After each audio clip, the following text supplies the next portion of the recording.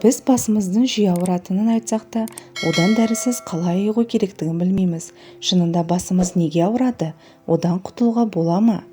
Бас ауруының 5 себебі. Статистикалық мәліметтерге сүйенсек, планета тұрғындарының 90%-ның бас ауырады екен. Бұл неден пайда болады? Бас қатты ауырса не істеу керек? Қандай жағдайда дәрігерге қаралған жөн? Дәрі ішеміз бе? Бас ауруына төмендегі жағдайлар себеп болады екен.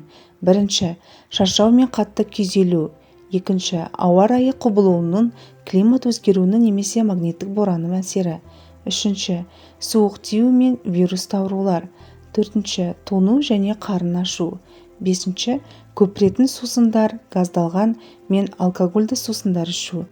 Дәрігерлердің соңғы зерттеулері бойынша кейбір дәрілер тіпті күнделікті пайдаланып жүрген азық-түліктер де бастың ауруына әкеліп соқтыратын көрінеді. Зиянды ас мәзірі. Құрамында биогендік аминдері бар, яғни сірке суы, кетчуп, майонез бен қыша, майлы және ысталған тағамдарды, онымен қоса газды сусындарды жиі пайдалану бас ауруын тудыруға себеп болады.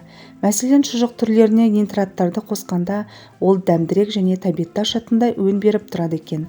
Ал нитрат қосындысы бас ауруын қоздыратын зиянды заттардың бірі. Сондықтан сүрленген шошқа еті, хот-дог және чизбургерлерге көп әуес болмағанымыз жөн. Кейде басымыз қатты ауырып тұрғанда тез жасылсын деп дәрінің 1-2 түйірін бірден ішіп аламыз. Келе-келе оған үйреніп, сонда дәрі қабылдамасақ басымыз мүлдем жазылмайтын халге жетеді. Демек, шама келсе дәріге көп әуестенбеңіз. Басыңыздың қай бөлігі ауырады? Басыңыз ауырғанда дәл қай тұсы ауырады? Соған көңіл бөлдіңіз бе? Бастың толықтай ауруы. Мұндайда бастың қай бөлігі ауырып тұрғаны белгісіз. Аталған жағдайлар көбінесе күні бойы компьютер алдында отырғанда, ұзақ уақыт жұмыс істегенде және қандай да бір жүйкеге тиетін оқиғалар мен қатты ашуланғанда пайда болады. Сондай-ақ иық және мойын бұлшықеттеріне күш түскенде бас қатты ауырады. Шашты бірнеше түпке бөліп, бір түбін алып кері қарай тартыңыз.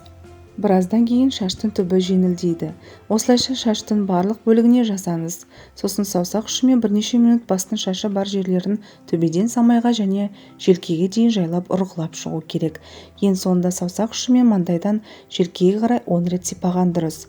Мұндайда теңіз тұзы немесе қылқан жапырақ сығындысынан дайындалған ванна қабылдап, шашыңызды жуып, шайқурай немесе киік шөптің қайнатылған суымен 1 литр суға 5 ас қасықтан басыңызды шайсаңыз тіпті жақсы.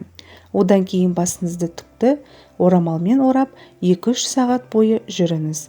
Басыңыздың ауырғаны бірден басылып, өзіңізді сергек сезінесіз. Самай мен маңдай ауырса. Бастың бұл бөліктері ауыра бастағанда, адамның жүрегі айнып, қолы тоңып, дірілдеп көру қабілеті төмендей бастайды. Бұл көбінесе ауыр көтергенде, дәрі ішкеннен кейін және ауа райы өзгерген кезде пайда болады. Аталған белгі байқалса, бас сақинасы ауруынан қауіптеніңіз. Бұл ми тамырларының тарылуы мен кеңеюі салдарынан туындайды. Бұндай кезде ауырған самайдың екі жағына 2 сұқ саусақты апарып төбеден самайға дейін сағат тілі бойымен 2-3 минут уқалап, кейін оған керісінше бағытпен жүру керек. Ал егер маңдайыңыз ауырса, қасыңызды жайлап 1-2 минуттай уқалаңыз. Одан кейін 2 алақаныңызды маңдайға қойып, баппен 2 самайға қарай массаж жасаңыз. Біраздан кейін жылулықтың пайда болғанын сезесіз. Бұған қоса ыстық компресс қоюға болады. Ол үшін бір уыс түймедақ гүліне 3-1 стакан қайнаған су құйып 15 минут жай оттай қайнағанға дейін қайтадан ысыту керек. Сосын сүзіп алып, ыстық тұнбаны зығырдан жасалған орамал немесе бірнеше қабатталған дәкеге сіңіріп, маңдайға басса ауырғанды тез жазады. Желкеңіз ауыра ма? Кейде таңертең ұйқыдан тұрғанда көзіңіздің алды ісіп, желкеңіз кері тартып ауырып тұрғанын сезесіз. Бұл көбінесе күні бойы ауыр жұмыс істегеннен кейін ертеңіне байқалады. Яғни бұл ми тамырларының тарылып, қан қысымының артқанын білдіреді. Бұндай кезде арқаңыз орнықты болатындай етіп, орындыққа отырып басыңызды кейінге жіберіңіз. Иығыңызды түсіріп, саусақ ұшымен мойынның жоғарғы 2 жағынан төменгі жақ сүйектің бұғанасына дейін 1-2 минутта жайлап уқалаңыз. Оң қолдың бас бармағы мен ортаңғы саусағының ұшын омыртқа мен желкенің қосылған жеріне апарып, ал сол қолдың алақанын маңдайға қойып, бастапқыда қатты батыра уқалап соңына қарай уқалауды баяулатады. Мұны 3 минуттай жасайды. Одан соң оң қолдың саусақтарымен желкедегі шаштың түбіне массаж жасап, тағы біраз уақыт жоғары төмен уқалаңыз. Ең соңында екі қолдың саусақтарымен желкеден иыққа дейін 3-4 рет сипап массажды аяқтаңыз.